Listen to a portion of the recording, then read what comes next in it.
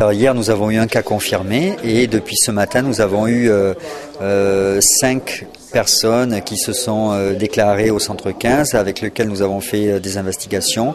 Ces personnes ont été prélevées ou sont en cours de prélèvement. Les analyses sont en route ou vont bientôt débuter. Nous pensons avoir les résultats demain. Ils sont rentrés chez eux. Alors là, actuellement, je n'ai pas les informations pour tous. Généralement, ils sont prélevés. Le clinicien fait un diagnostic si la personne est fragile ou si elle peut avoir des facteurs de risque. Elle reste à l'hôpital, sinon elle rentre chez elle avec des masques chirurgicaux pour éviter qu'elle contamine son entourage, des recommandations et selon la date de début des signes, un traitement. On s'attendait, on voit que le nombre de pays, avec plus de 130 pays contaminés, augmente de jour en jour dans le monde. Pourquoi le virus ne serait pas arrivé sur l'île de la Réunion?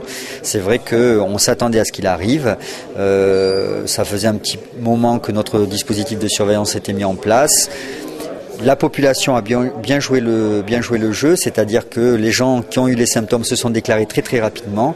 C'est ça qu'il faut souligner et c'est là où les journalistes ont aussi un rôle très important à jouer, c'est-à-dire rappeler aux personnes qui ont des symptômes et qui rentrent d'un pays où il y a du virus de se signaler très rapidement à leur médecin ou au SAMU. Cette réunion a été programmée de coordination entre l'ARH, la préfecture, la DRAS, l'Institut de veille sanitaire pour faire le point des préparatifs. C'est d'abord l'information des professionnels de santé, les établissements qui accueillent les personnes faisant l'objet d'un signalement, qui ont parfois été confirmés, les possibilités de réaliser les analyses et les traitements pour ces personnes. Et puis l'ensemble des préparatifs, notamment la gestion des stocks de masques. Les spécialistes sont d'accord pour dire que l'évolution de la pandémie est inévitable.